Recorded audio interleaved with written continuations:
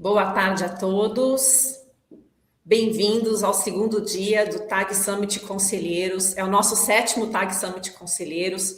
Este evento que ontem trouxe painéis muito ricos, onde nós falamos de tudo que a ABRAP tem feito, tem olhado, tem trazido de discussão para o mercado institucional, com a apresentação do Dr. Evanir. Trouxemos a pauta de inteligência artificial, governança corporativa também, através de gestão OCIO. Falamos do grande desafio de superar o CDI. E hoje a gente dá sequência nesse segundo dia, começando o primeiro painel, falando sobre a responsabilidade fiduciária na prática, né? Até onde vai o painel, o papel dos conselheiros. Para este painel, eu tenho aqui o prazer de convidar a Aparecida Pagliarini, que é consultora especializada em previdência complementar, o já tão frequente participante e painelista do nosso evento, Dr. Jarbas Biagi, que é advogado, professor, conselheiro de previdência complementar. E também conosco aqui o Paulo José Carvalheiro, que é presidente do Conselho Deliberativo da OAB-Prev São Paulo. Então, bem-vindos, meus amigos e companheiros desse primeiro painel. A gente começa aqui com o Dr. Jarbas, e se vocês quiserem aí no primeiro minutinho dar sua boa tarde para todos, podem dar, e aí a gente começa com o Dr. Jarbas fazendo a primeira explanação. Perfeito.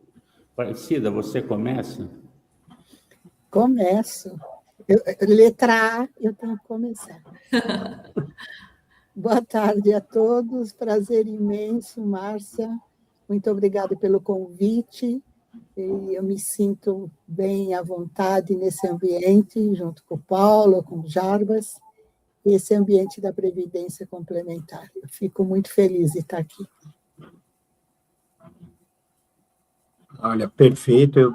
Boa tarde a todos. Eu também gostaria de agradecer a TAG Investimento pelo convite e pela oportunidade, não é, de compartilhar esse painel com duas grandes referências da Previdência Complementar brasileira, o Dr. Jarbas e a doutora Aparecida, os grandes amigos que a OAB-Prev me proporcionou e me deu. E a todos. Boa tarde a todos. Quero agradecer também o convite aqui da TAG, Márcia, na pessoa da Márcia. É fantástico, né? O evento só, assim como também a TAG, né? É um crescimento e um envolvimento aí de todo o segmento, né? É um belíssimo trabalho desenvolvido por vocês. Cumprimentar também o Paulo Carvalheiro, companheiro aí de jornada, não vou nem falar o tempo, é tanto tempo.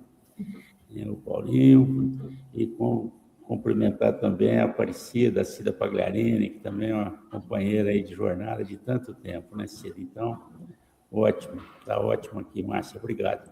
Imagina, eu vou só, antes de você começar, trazer uns recadinhos, tá?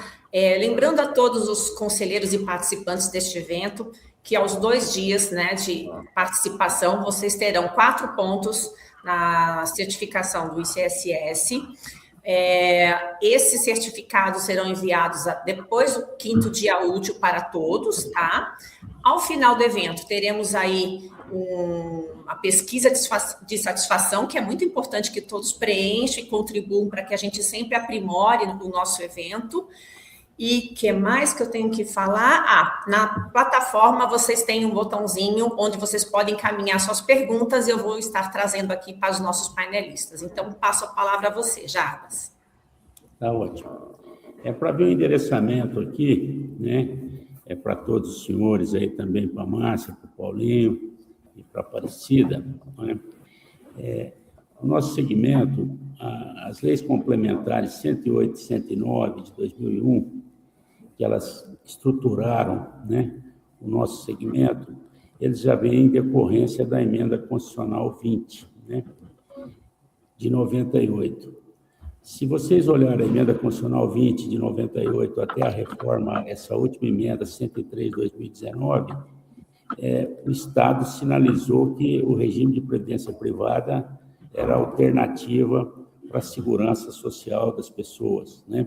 Então, ia ter o regime próprio, claro, mas nós teríamos aí o regime de previdência privada, né? Notadamente o segmento fechado, que mantém aquela questão de um vínculo de pessoas, né? E se a gente olhar também nessas leis que não tiveram qualquer alteração até agora, Márcio, nessas leis, nós tivemos a estruturação das entidades, né? Que a governança, que a 6435/77 não tinha tudo isso. Então, trouxe a questão de governança, né?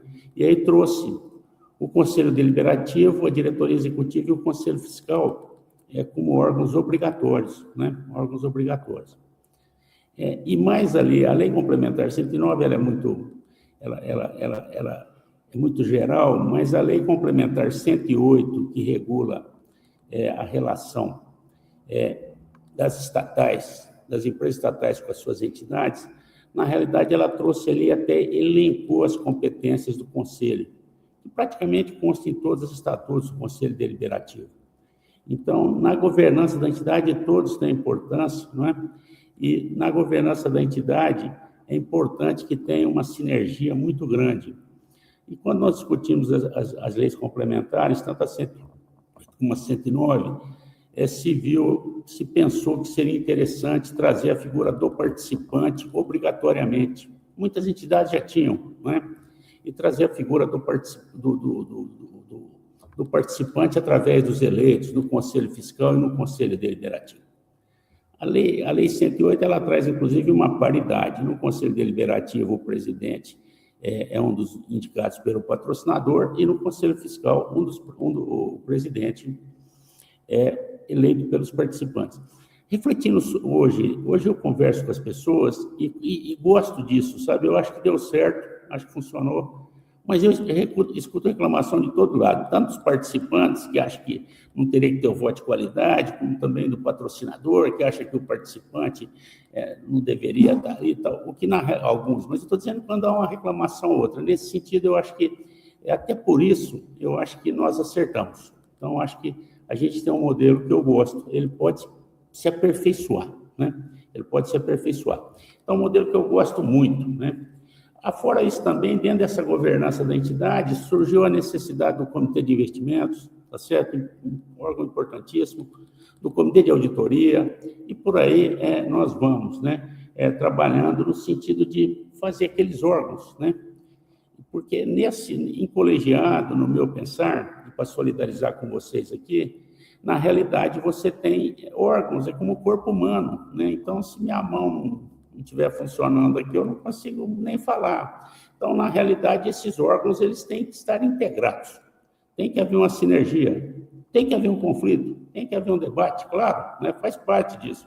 Mas ninguém, quando pensou na Lei Complementar 109 e 108, não pensou que não teria debate, e é para isso mesmo, é para melhorar. A decisão colegiada, ela sempre traz uma decisão mais pensada, né? E a Lei Complementar fala em transparência, 109. Então, na realidade, nós temos um papel muito forte como membros da governança da entidade, de primeiro, e linkando aqui com a responsabilidade fiduciária, nesse caso, nós temos o que há de mais valioso das pessoas, né? Elas apostam o seu futuro em 30 anos para a gente cuidar. Quando eu digo a gente, nós estamos na governança da entidade. Então, nesse sentido, né, esse depósito em confiança, essa fidúcia, ele é muito importante para a sociedade, mas ele é importante para o indivíduo. E aí a governança também tem que interagir, né? A governança tem que interagir. E aí os órgãos são super importantes, porque se os órgãos estiverem desalinhados, as coisas vão acontecer também, mas vão acontecer pior do que acontece quando os órgãos estão alinhados. Não quer dizer que eles estão concordando com tudo, né? E a decisão colegiada, olhando o passado também, eu tenho visto, né, que a decisão colegiada, ela evita o desastre. E nisso a governança corporativa é fundamental. Ela evita um desastre, porque aqui nós estamos em 4, e se a gente pautar um assunto aqui, nós teremos 4 opiniões, né? E podemos ter até uma divergente, e todo mundo vai refletir sobre isso, né? Então, nesse sentido, a governança também tem um papel fundamental, né? De levar as pessoas a pensar, né? E, na realidade, decidir essas questões que são fundamentais para o indivíduo. O nosso contrato é um contrato de confiança. Você pode escrever 50, eu vejo o regulamento de 60, vejo o regulamento de 180 artigos, mas a questão nossa é confiança. Ele tem que ver que você está envolvido, que você quer saber, que você, né, que você sabe quando você é chamado, e quando você não sabe, você fala que vai cuidar disso. Então, a nossa responsabilidade é muito grande. Sobre, assim, esses aspectos, nessa fala inicial minha, eu peguei também, assim, para destacar. Pontos fortes que nós temos. A forte regulação e supervisão. É verdade, nós temos regulação e supervisão, a rigor, precisamos de ajuste aqui, acolá, como tudo precisa. Mas, na realidade, nós temos normas, né, à vontade. Vamos falar, a Aparecida adora isso, mas vamos falar da CGPC 13, né? Então, você vê, é uma norma de 2004, mas você olha lá, ela é uma verdadeira, assim, uma bíblia. Se você seguir o que está ali naqueles poucos artigos, na realidade, você vai trazer segurança para todo mundo, né? Então, a resolução... E depois, agora, tivemos essa maravilha aí, que foi a resolução 23 aí, da Previc, que compilou todas as normas, e o que foi possível revogar a nível de resolução, da Previc, claro, foi revogado. Então, também isso facilitou muito para nós, né, membros dos colegiados, e mesmo quem assessora. Essa estrutura formal de governança é fundamental, né, é fundamental. Então, essa estrutura, e ela tem que ser operacional, né? O conselheiro não pode ser o executivo não pode ser o conselheiro, pensar que ele vai decidir como conselho, e o conselho fiscal também não. Mas isso não quer dizer que ele não deva participar de todos os assuntos, tá certo? Porque é lógico que se não estiver andando bem um assunto, todo aquele corpo, que é a entidade e os planos de benefício, vai sentir, né? A representação dos participantes também é um ponto muito importante, destacado, né? Até em outros países, né? Fala, como é que funciona isso? Então, você tem que falar. Então, é um ponto também importante, porque o cidadão está ali, né? Ele vivencia aquilo, né? Ele é um participante, né? O conselheiro pode também não ser participante e, às vezes, contribui muito mais do que um conselheiro participante. A questão não é essa. A questão aqui é da essência e do objetivo. A profissionalização crescente. Sem dúvida nenhuma, se nós olharmos, hoje nós estamos muito mais preparados com normas, certificação, habilitação, não é isso? Na realidade, aperfeiçoamento. Então, o segmento hoje traz, assim, total condição para a gente navegar, sabendo enfrentar qualquer água, né? Se for turbulenta, nós vamos enfrentar, né? E uma gestão que ela tem que estar sempre orientada por longo prazo, né? Então, ela tem que estar sempre uma visão de longo prazo. Os pontos fracos, né? Possível interferência política, né? Essa é uma questão forte, porque nós lidamos com o último ativo na cadeia de troca, que é o dinheiro, né? Então, quando você fala que a entidade tem 500 milhões, você sabe que você pode fazer aqueles 500 milhões, ou pelo menos a maior 80% dele em 2, 3 dias. Quer dizer, esse ponto é um ponto importante, porque sempre vai ter, né? E aí a governança tem que estar forte na tecnicidade. Às vezes você tem que falar não para a pessoa que te nomeou, né? E isso não tem problema nenhum e ele vai entender, né? Também ponto fraco ainda hoje, nós estamos trabalhando nisso para melhorar em mediação, conciliação, estamos com um curso para formar conciliador, mediador, na UniAbrap, conflitos entre participantes e patrocinadores. O nosso plano é de benefícios, quer dizer, nós precisamos conseguir chegar, nós não podemos ter tanto conflito, né? Chegar numa solução de consenso, trabalhar isso, nós também temos que estar preparados para isso, né? A complexidade né, aqui, né, técnica elevada, né? Então, também é um ponto fraco, né? Às vezes, a demora numa decisão, vocês que atuam com investimento, às vezes o cidadão vai chegar na entidade, eu falo, às vezes você vai ter que ficar 6 meses aqui. E, às vezes, o dono da companhia, de um banco, não entende, fala, mas você vai ter que ficar 6 meses para fazer o primeiro negócio, né? Porque ele está acostumado com um negócio de balcão, e o nosso negócio, não, né? Então, e esses processos decisórios lentos, né? Então, aqui a gente tem uma questão importante, né? E também a questão da transparência heterogênea entre as entidades. Então, se você olhar os sites, aí você vai ver até na questão das informações. Então, esse é um ponto também fundamental, né? Como o meu tempo está esgotando, né? Eu vejo que coisas que nós já estamos bem, mas temos que aperfeiçoar. Independência, né? Competência técnica, não podemos parar de estudar. Você assiste, que nem eu assisto esses painéis aqui da TAG, na realidade eu aprendo tanta coisa, né? Então, a gente está cada dia aprendendo mais. Agora, no evento que nós fomos, eu vi que uma coisa que o pessoal está estudando muito são os cuidados com o idoso, o custo dos cuidados com o idoso. E esse é um problema nosso, é um problema da entidade. Eu tenho que cuidar do cidadão desde o momento que ele entra no plano, chega no Everest, que é requerer o benefício, mas ele vai ter que descer a montanha, né? Como um mexicano um dia apresentou. Então, eu tenho que acompanhar essa pessoa até a hora que ela mudar de plano, migrar para o plano espiritual, né? Então, na realidade, e fechando aqui, o alinhamento dos participantes, alinhamento de interesses, participantes, patrocinadores, né? Assistidos, né? Porque muitas vezes você vê conflitos nesse sentido.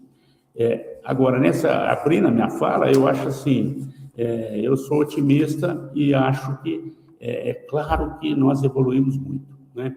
Então, nesse sentido. Agora, o que a gente tem que deixar para o futuro? O que eu tenho que deixar para a minha entidade? Isso é uma coisa que a gente pensa. Eu penso que nós, já respondendo a pergunta aqui, nós temos que deixar perenidade para a nossa entidade.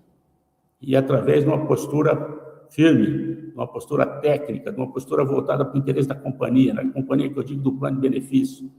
E para a hora que a gente deixar, aqueles outros conselheiros que chegarem, diretores que chegarem, vão continuar essa corrente. E os outros vão continuar. E vai chegar lá no último benefício, não é isso? E a entidade vai estar forte. E também um ponto importante, não deixar de falar, Márcio, mas fechando mesmo, é a questão do fomento, né? Eu, como membro de governança corporativa, eu tenho que conhecer o plano e eu tenho que trabalhar no fomento do segmento, que é bom para todo mundo. Porque eu posso ficar na minha entidade 10 anos, 15 anos, e ela não vai desaparecer por causa daquilo. Mas se eu não me movimentar, na realidade ela vai desaparecer. Então, foi isso que eu deixei para o futuro, né? Então, na realidade, esse é um ponto forte, um ponto de reflexão, e é um ponto que nós temos que trabalhar muito, né? Fomentar o segmento, mais participantes das entidades. Não é fácil, é difícil, né? Mas isso, digamos assim, para deixar essa perenidade, esse é o desafio para nós, o melhor, deixar a entidade melhor, mais transparente, mais clara, e cada um fazendo o seu papel. Então, encerrando aqui, já falei muito, obrigado aí pelo tempo. Obrigado. Imagina. Paulinho?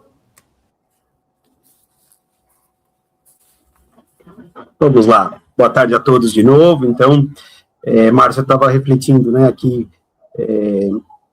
a participar desse debate, né, eu então comecei a refletir da pergunta que é aparentemente simples, né, assim, afinal, até onde vai o papel do conselheiro, né?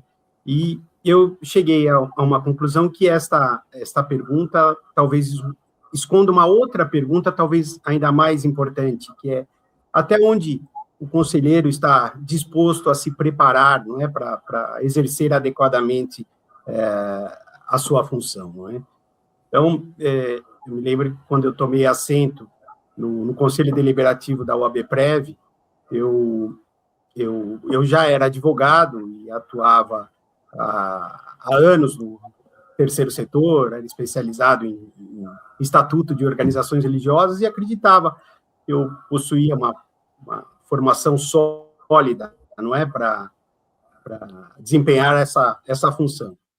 Mas, rapidamente, eu percebi que aquilo era apenas o começo.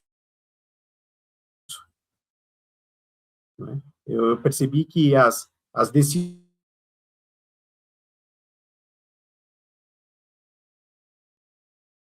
muito mais do que apenas o conhecimento jurídico, né? Exigem a compreensão de investimentos, de economia, de governança, de comportamento humano, gestão de riscos, não é? Ética, visão a longo prazo, né? E foi justamente essa percepção que me levou a buscar novos conhecimentos.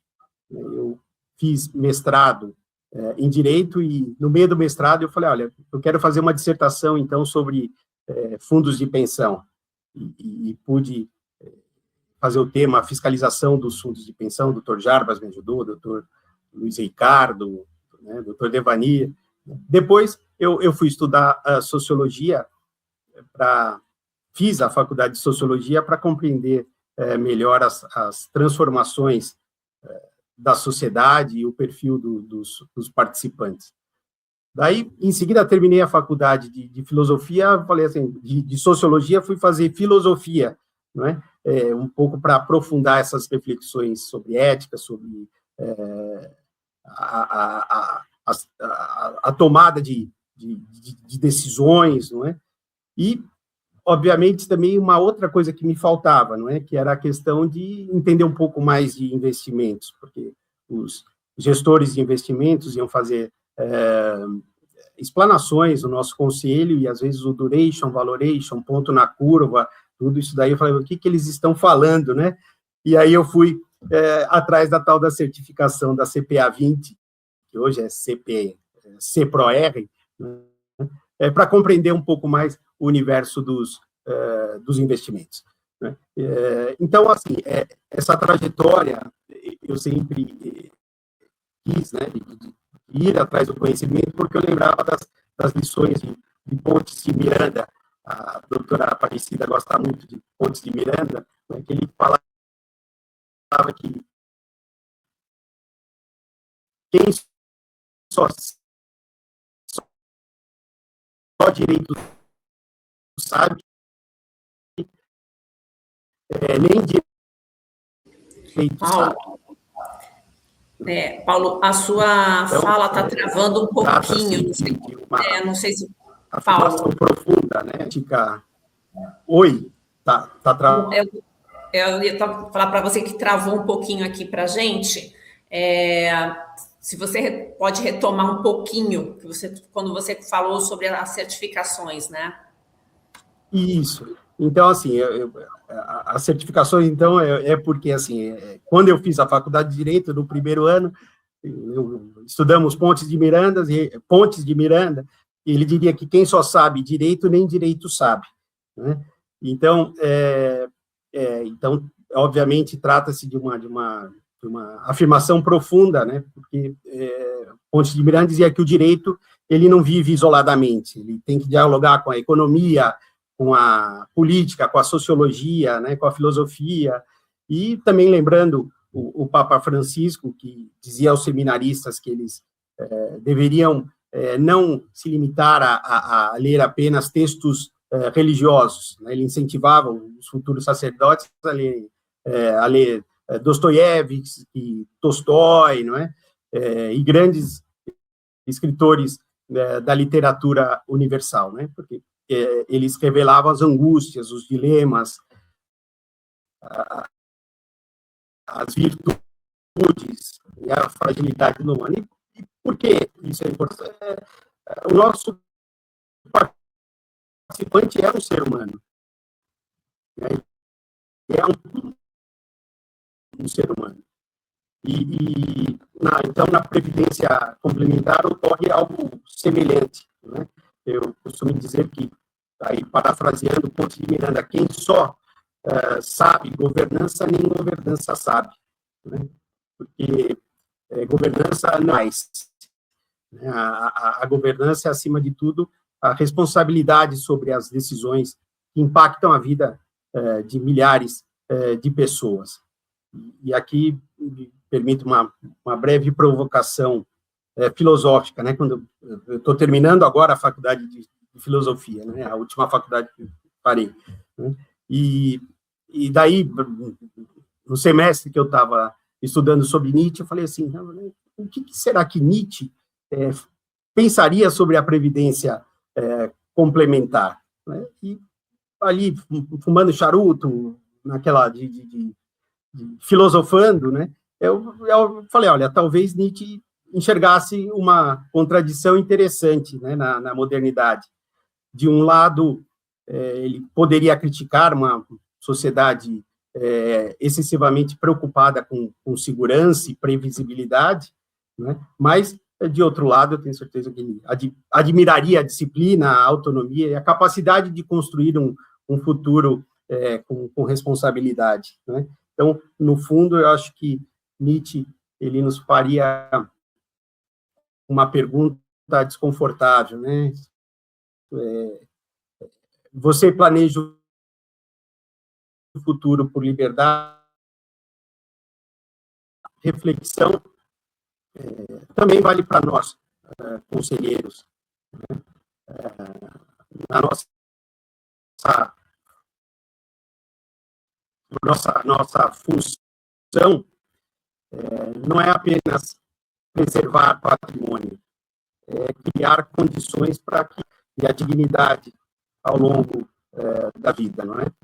Então, a previdência complementar, ela não deve ser um instrumento de medo do amanhã, mas deve ser um instrumento de liberdade para o amanhã, não é? E muitas vezes, como ontem disse o doutor Devaney, nós falamos de número de reservas, estabelecimentos, mas, na realidade, aquilo que nós administramos não são números, né? Nós administramos confiança, os recursos dos participantes, os recursos que pertencem aos participantes, os planos pertencem também aos participantes e o futuro pertence aos participantes. Nós, conselheiros, nós somos guardiões temporários dessa confiança, né? Por isso, a responsabilidade fiduciária, ela não deve ser compreendida apenas como uma obrigação legal, né? Ela representa um compromisso ético e institucional, né, de agir sempre no melhor interesse de quem? Do próprio participante, né, que confiaram as nossas entidades, seus recursos e os seus projetos de vida. E aqui, então, eu gostaria de abordar um tema que eu considero também central, que é o risco da omissão, né?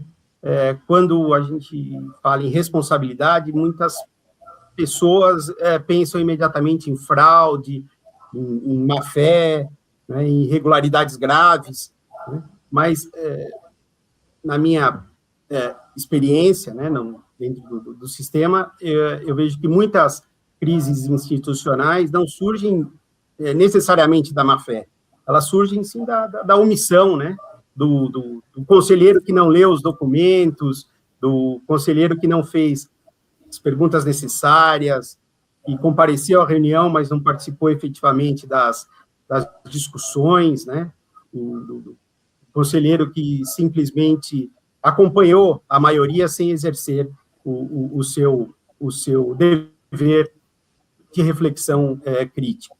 A gente tem que lembrar que, obviamente, a responsabilidade fiduciária, ela exige o quê?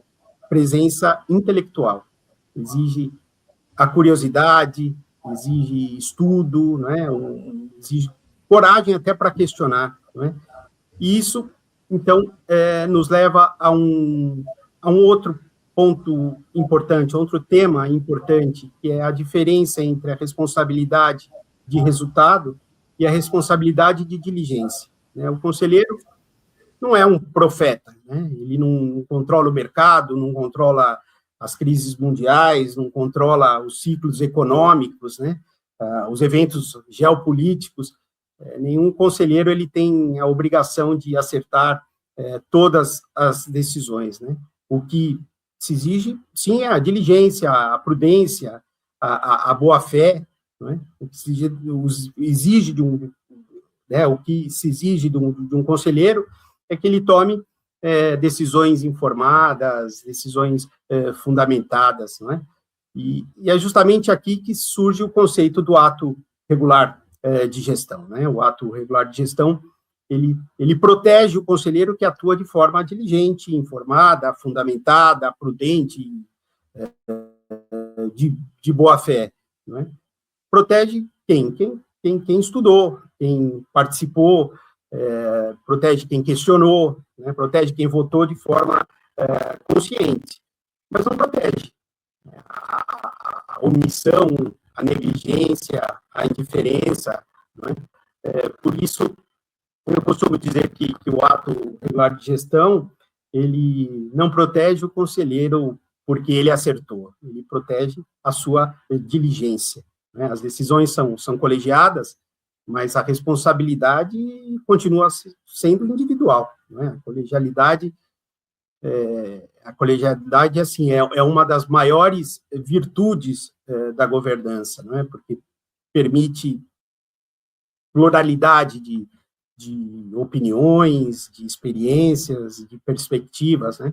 Entretanto, é aquilo, o voto coletivo não elimina a consciência intelectual, né? Então, a gente sabe que a decisão pode ser tomada coletivamente, obviamente, mas o dever fiduciário continua sendo pessoal. E conselhos, entendo que conselhos fortes não são aqueles em que todos concordam, né?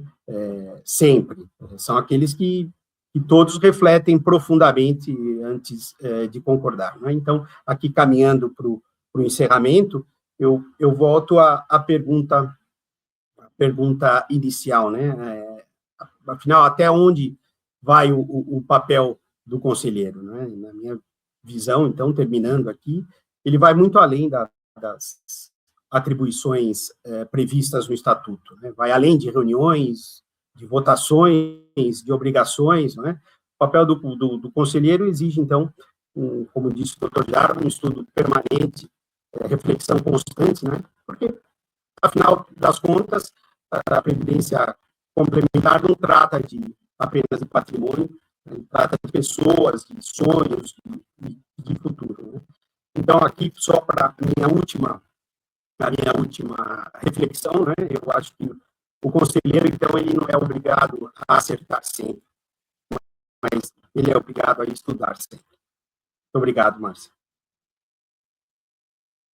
Obrigada a você. Cida? Bom, eu poderia só falar muito prazer, até logo, e passe bem, porque o Dr. Jarbas e o Paulo já exploraram várias coisas. Mas eu quero me ater somente ao papel do conselheiro, né? Individualmente, e ao papel do conselho como um órgão colegiado. Nosso tempo é curto, evidentemente, mas eu tenho muita matéria sobre isso. Mas a importância do conselho, ela vai muito além do conselho, né? Vai muito além do conselho, porque o conselho ele vai deliberar, vai decidir, vai colocar para a entidade, para a diretoria, por consequência, políticas que essa diretoria vai executar, né? Então, e vai além disso. Por que eu digo que vai além? Vai além porque o conselho também tem a obrigação de acompanhar a diretoria, de acompanhar os atos da diretoria, não se envolvendo, não fazendo. E ontem, até nos painéis de ontem, muitas vezes eu fiquei na dúvida se aquelas posições que estavam ali colocadas não envolviam o conselho no papel da diretoria, que é de executar. O conselho não executa. O conselho traça diretrizes, né? E para traçar diretrizes num ambiente desse de previdência complementar, que é multidisciplinar, é preciso que o conselheiro, aí não estou falando só do colegiado, mas o conselheiro ele esteja muito preparado. Veja que é multidisciplinar. Tanto é que, se você for na Lei Complementar 109, você vai ver que ele precisa, o conselho teria que ter uma especialização, uma especialidade em auditoria, em administração, na área jurídica. O ideal seria que um conselho reunisse todas essas expertises, que os conselheiros, que tivesse um que entendesse profundamente de atuária, que tivesse outro que entendesse profundamente de investimentos e de mercado financeiro, que, aliás, ontem eu imaginei até que eu estivesse em outro planeta, porque todo esse mercado, ele só contém expressões e palavras em inglês, apesar de estarmos aqui no Brasil, então precisaria o conselho também ter essa expertise, o conselheiro. E um conselheiro também que entendesse de atuária. Nós, lá na OAB-Prev, todos os conselheiros são advogados, né, Paulinho? Então, às vezes, a gente encontra uma ou outra dificuldade. Pois bem, como a gente não tem esse conselho ideal, eu vou falar de uma estrutura que eu acho que ajuda o conselho a tomar as melhores decisões. E quando a gente fala em governança, nós estamos falando em instrumentos para decidir bem. Eu não sei se será o melhor resultado, porque o resultado a gente não pode adivinhar. Nós vivemos e sempre vivemos num mundo de incerteza. Ninguém imaginava o que ia acontecer com os dinossauros, o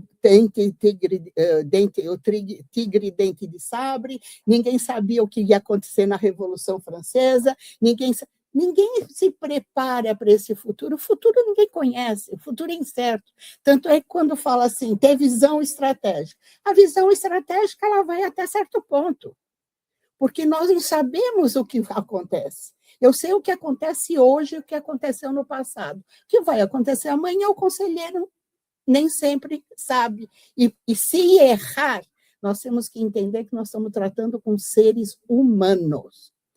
Uma outra coisa que o Paulinho falou aqui, que eu acho importante, só fazendo um parênteses, é que o Paulinho se referiu ao ato regular de gestão, o Jarbas também. Mas o ato regular de gestão não é nenhuma novidade, nem veio com a Resolução 23. Ele já foi mencionado lá na CGPC número 13, em 2004. E já estava no preâmbulo da Lei 6.435, em 1977. Então, não é nenhuma novidade. Né? O que se explicitou na Resolução 23 é para dar essa importância que o ato regular de gestão merece. Né? A regularidade do ato não vai evitar que se tenha um mau resultado, que se tenha um imprevisto no futuro, porque a gente não sabe o que acontece no futuro, mas ele vai auxiliar no exercício dessa função de meios. Os dirigentes e conselheiros das entidades não exercem funções de fim, tanto é que eu não posso prometer um resultado para um participante. Não, vou investir, você vai ganhar 100% da sua reserva. Não é mentira, estaria mentindo. Mas eu tenho que utilizar de todos os meios adequados para atingir o melhor resultado. Se vai conseguir, não se sabe. Pensa bem no mundo de hoje, tudo que está acontecendo, inclusive com a inteligência artificial. Então, você não sabe qual é o resultado. Não sei nem se o Irã vai concordar com todas as condições que os Estados Unidos colocaram para fazer o acordo, para encerrar aquela disputa. Né? Então, a gente não sabe o que vai acontecer. Mas, enfim, dadas essas incertezas e essas multidisciplinas que o conselheiro tem que tratar, o Paulinho se referiu também a comitês. O ideal, porque o conselheiro ele não sabe tudo, ele não é um super-homem, quem pensa isso está enganado, o conselheiro não é super-homem, mas os comitês de apoio ao conselho são importantes. Então, nós temos alguns até que a legislação menciona, mas podem ser criados outros comitês para apoiar o conselho, justamente por causa dessa multidisciplinariedade, que o conselho não sabe tudo. Né? Então, esses comitês vão auxiliar o conselho e, na minha interpretação, na minha avaliação, deve fazer parte desses comitês um conselheiro. Não é um comitê fora do conselho, mas um conselheiro deve estar presente nesses comitês, fazer parte do comitê, até por aí ele poder discutir e colocar muitas dificuldades que vários conselheiros encontram, né? Um outro ponto que eu acho importante aqui, com relação ao conselho, foi o que o doutor Jarbas colocou aqui, que a legislação atual trouxe essa participação de participante e assistido nos colegiados, né, especialmente nos conselhos deliberativo e fiscal, e em alguns casos, aquelas entidades são regidas só pela 109, nós temos uma gestão compartilhada, eu chamo assim. Então, há um compartilhamento da gestão. Então, eu tenho os indicados pelo patrocinador e tenho aqueles eleitos entre seus pares, eleitos pelos participantes e assistidos, que é na proporção de 2/3 e 1/3, mas, no mínimo. Mas, naquelas entidades que são regidas pela Lei Complementar número 109 e 108, eu tenho a gestão paritária. E isso traz alguma dificuldade, vem trazendo desde sempre uma certa dificuldade. Tá? Então, o doutor Jarbas até colocou a questão do voto de Minerva e tudo mais, que há uma discussão sobre isso. Mas essa paridade não dispensa, e a representação, que eu coloco entre aspas, representação de participantes e assistidos, por que eu coloco entre aspas? Porque lá ele não representa uma das partes do contrato previdenciário, ele representa o contrato. Ele representa os interesses do plano, os interesses da entidade. Não é o interesse, não deve prevalecer e não pode prevalecer o interesse do patrocinador ou o interesse do participante assistido, porque muitas vezes é nisso que gera o conflito. Há uma interpretação, muitas vezes, política dessa participação e gera um conflito. E conflito não é bom para o processo decisório. Eu até para concluir, Márcia, antes que você levanta a caneta aí, ninguém deve estar entendendo, mas a Márcia está levantando a caneta para avisar que faltam 2 minutos. Mas essa participação é importante, como disse o doutor Jarbas, desde que ela seja construtiva, desde que ela construa as melhores decisões. Não as melhores decisões para o patrocinador, não as melhores decisões para participantes e assistidos, mas as melhores decisões para o plano de benefício, as melhores decisões para a entidade. Então, a gente precisa separar um pouco o joio do trigo. É importante essa participação dessas partes do contrato previdenciário, é muito importante, mas elas têm que ter um objetivo, que não pode ser outro do que o interesse do plano e da própria entidade. Disso não se pode fugir. Sob pena daí a gente incorrer, e até o Paulinho falou agora na fala dele, no final, incorrer numa disputa e numa decisão ruim para o plano e para a entidade. E aí vem as crises que o Paulinho fala. E as crises o quê? De uma omissão, né? Que uma omissão pode gerar uma crise seríssima, a má-fé, né? E por isso que um dos pilares da governança, o que é? É a ética, é o pilar mais importante. Então, até onde vai a responsabilidade do conselheiro? É a responsabilidade da moralidade. Esta é a verdadeira responsabilidade, a decidir com moralidade. Tá? E, evidentemente, com preparo técnico e gerencial. A gente hoje fala muito em profissionalização como se fosse uma novidade, mas não é, porque ela veio lá em 2004 com a resolução CGPC 13. O Jarbas fala que eu gosto de falar da 13, mas eu gosto porque ela é ótima. Então, lá quem fizer uma leitura mais atenta da resolução vai perceber uma preocupação, primeiro, com a construção das melhores decisões, observando ética, prudência, que, de acordo com os pré-socráticos, já era a mãe de todas as virtudes, né, Paulinho? Então, a prudência é importante. E o homem, para ser prudente, ele precisa ter conhecimento, porque senão ele não sabe até onde ele está indo e até onde ele deve ir, até onde ele deve ficar. A prudência é essa medida. Mas sem conhecimento, como é que você constrói isso? Então, o conhecimento é a base de tudo. Uma outra coisa que eu acho de importância muito grande para o Conselho, e me ocorreu isso desde ontem, quando eu estava ouvindo sobre essa figura do OCIO, que é uma outra sigla em inglês, apesar da Previc insistir e ter uma norma para a gente falar, para que os participantes entendam, mas essa figura, né, que não é uma figura nativa, é uma figura importada, se ela se encaixaria aqui com o papel do Conselho, que é o responsável pela política de investimentos, com o papel do EITQ, que é o responsável maior por executar a política de investimentos do Conselho, né? Ainda que algumas decisões sejam colegiadas em função de alçada, tudo, mas a responsabilidade é dele, é dele.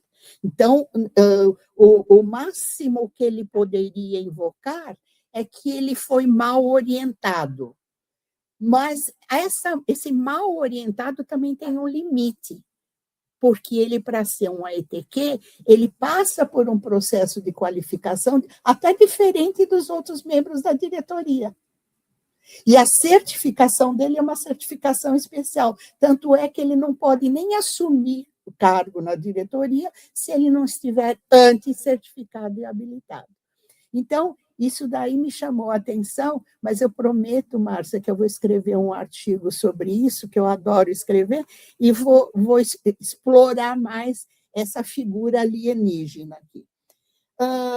Enfim, eu acho que nós temos muito caminho pela frente, né? Por quê? Porque governança não é receita de bolo, governança não se esgota.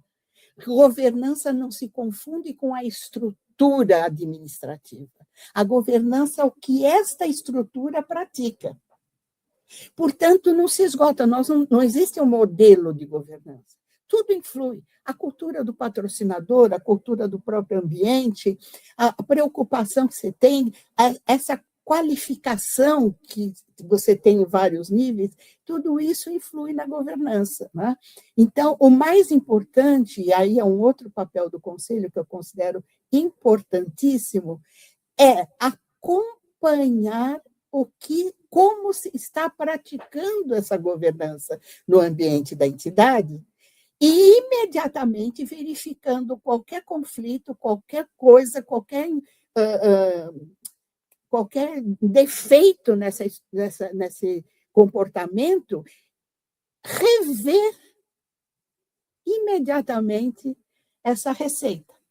Né? Porque governança não é aquilo que você vai no supermercado, pega uma caixinha de bolo, bota 2 ovos, uma xícara de leite, bate e põe no forno. Não, a governança está sendo construída a cada momento. A cada momento.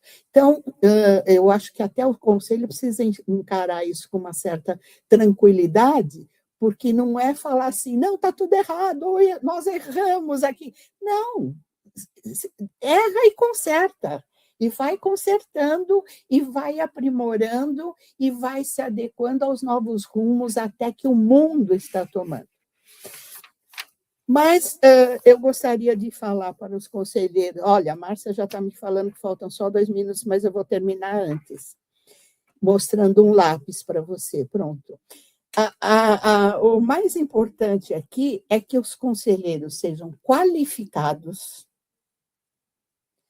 que tenham experiência como conselheiro, até para que não meta os pés pelas mãos, que Essa é a minha tradução daquela regra de governança de nose in, hands out. Né?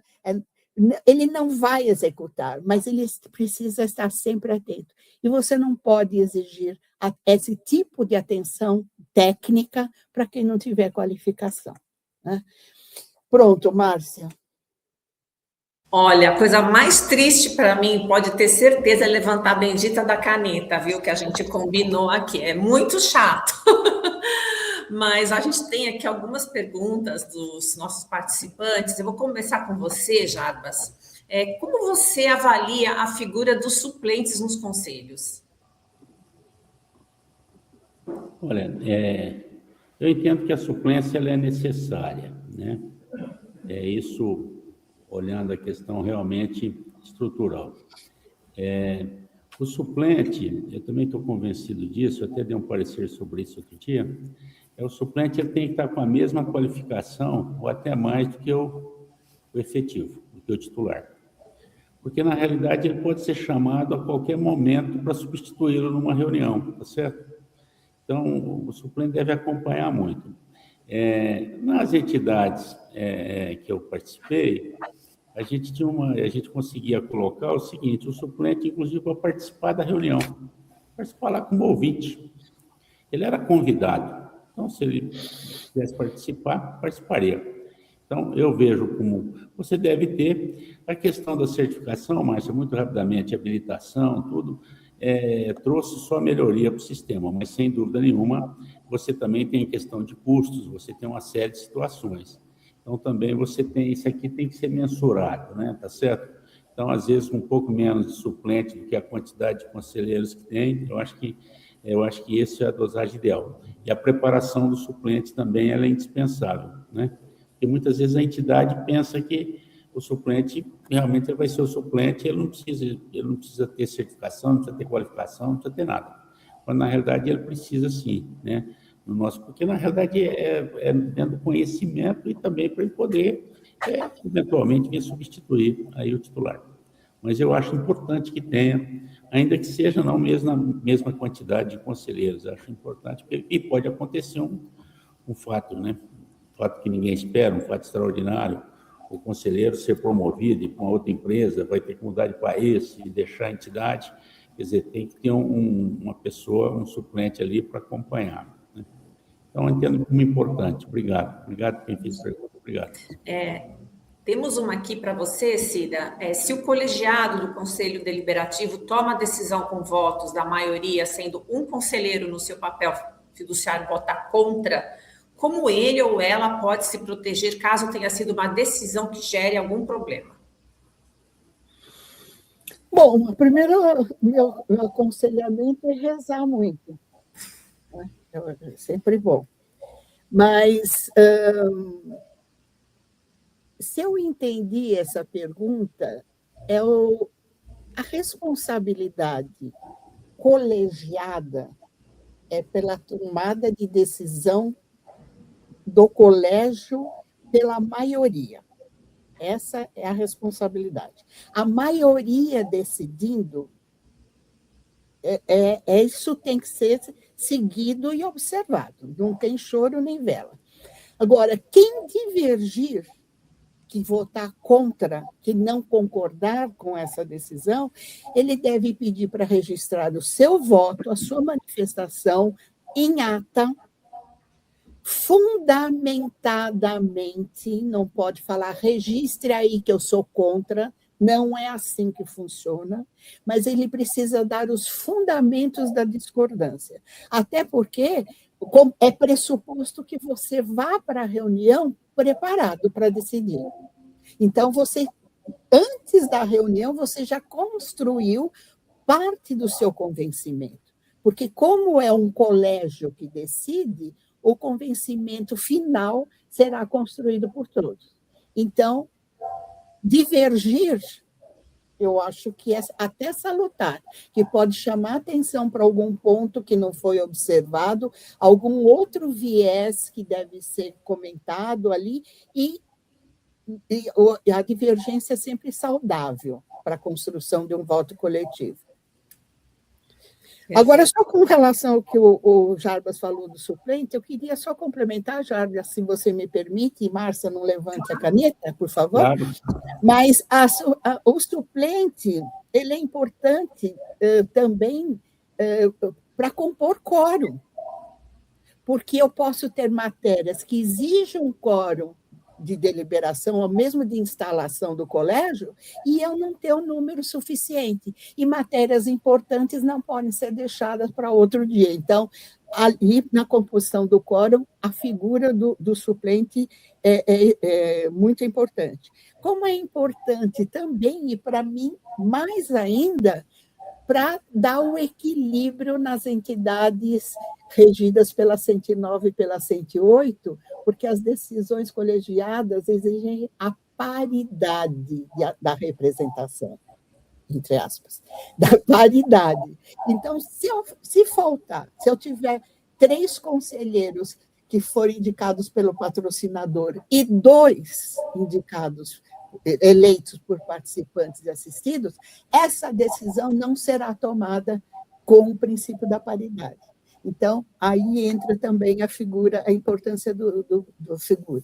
Na minha avaliação, o suplente deve ser convocado sempre para as reuniões, para todas as reuniões, e deve ter direito à voz. Ele não vota quando o titular está presente, mas não, ele tem direito à voz, ele tem direito até para tirar alguma dúvida numa discussão, porque, como o Jarbas falou, pode ser que na próxima reunião ele seja chamado para tomar a decisão para substituindo o titular. Desculpa. Imagina. Gente, a gente tem 1 minutinho só. Eu vou fazer uma última pergunta aqui, mas a gente vai ser super breve, até para a gente não extrapolar no próximo painel. E, Jarbas, foi para você também essa daqui. Se o conselheiro errar por excesso ou errar por omissão, quais as penalidades regulares do Código de Ética de Governança? Na realidade, a entidade pode ter o seu código de ética, né? E aí você vai ter aquela disciplina, porque a questão da ética é a questão, primeiro, comportamental, né, como a Cida colocou. Então, na realidade, cada entidade vai ter, digamos assim, uma penalização, né? Mas também, como a Cida colocou, as decisões serão por pessoas humanas, aí a comissão que vai fazer esse exame, né? E, então, às vezes, pode acontecer realmente e se entender ali que todo aquele ambiente levou aquela tomada de decisão daquele jeito, daquela forma.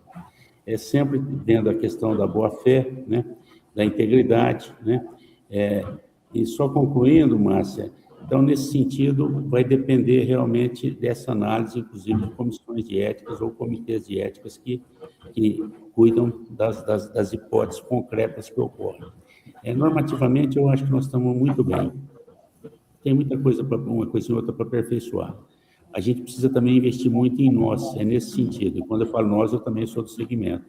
Então, é estudar mais, é se preparar mais, é procurar ser cada vez mais ético, é ter aquela postura do homem probo, cuidar da coisa do terceiro, como você cuida da sua, até melhor, tá certo? Quer dizer, então, eu acho que nesse sentido, sobre o aspecto de marcos regulatórios, eu acho que a gente está muito confortável nesse sentido. Às vezes até tem um excesso aqui e acolá. Então, era nesse sentido. Mas, em relação a essa situação, na realidade, vai depender da situação da entidade naquele momento e vai depender desse julgamento aí, das pessoas encarregadas ali de analisar aquele caso concreto. Ótimo. Bom, pessoal, o meu muito obrigada a vocês 3. Eu vou deixar agora minutinhos finais para que vocês se despeçam e depois já chamo o próximo painel. Muito obrigada, Jarbas, Cida e Paulo, viu? Cida. Posso falar, então? Vamos por ordem alfabética. E damas primeiro. Bom, eu quero agradecer a todos vocês, aos meus companheiros aqui de longa data, Jarbas e Paulo, ou Paulinho, e foi muito bom, mas me despertou várias coisas aqui para a gente falar. Então, Márcia, no próximo evento, A gente já vai ter aqui uma série de assuntos para tratar com relação ao conselho e aos conselheiros, né? Só para completar aqui, terminando o que o Jarbas falou, uma das coisas que não podem sair nunca da noção de responsabilidade dos conselheiros e dos dirigentes, de modo geral, é que nós somos investidores institucionais. A entidade fechada de previdência complementar é um investidor institucional. Então, ele é responsável pela gestão de recursos de terceiros, e a primeira coisa é agir com ética e boa-fé. Mas, se bem que a boa-fé é sempre presumida, a má-fé você tem que provar. Né? E ética é o todo, é o cerne de tudo para um investidor institucional.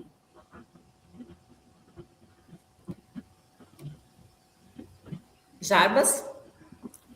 Bom, na realidade, também agradecer, Márcia, que foi um painel muito rico, a gente falou e a gente sai realmente com bastante reflexões. Essa noção, mas essa responsabilidade do contrato que nós temos, que é um contrato para toda a vida e que o cidadão contrata, às vezes, para proteger seus beneficiários, a gente tem que ter sempre em mente, não é? E naquela linha que eu falei, a gente pensar em fomento, crescer as entidades, crescer o sistema, e para que nossas entidades vivam para sempre, né? E para a hora que a gente deixar também, vai ser dando exemplo com erros e acertos, né? Porque nós somos humanos, como você colocou. Então, a minha mensagem é nesse sentido: estudar, acompanhar, estar presente, divergir, se for o caso. Às vezes é chato, né? O cidadão é chato, não, mas não é. A gente aprende muito. Então, acho que é nesse sentido que um painel como esse leva a esse tipo de pensamento. E estou à disposição, viu, Márcia? Muito obrigado, viu? Estou feliz de estar aqui com vocês. Tarde Obrigada muito boa. Paulo? Márcia, fiquei muito feliz de participar desse painel, não é? E aquilo, vida longa ao sistema de previdência complementar aqui no Brasil. Muito obrigado por tudo. Obrigada, gente, mais uma vez. E vamos, de repente, criar um painel só sobre isso, 2 horas falando sobre a responsabilidade fiduciária, porque o que não falta é assunto. Obrigada. Um abração, gente. Um abraço para vocês.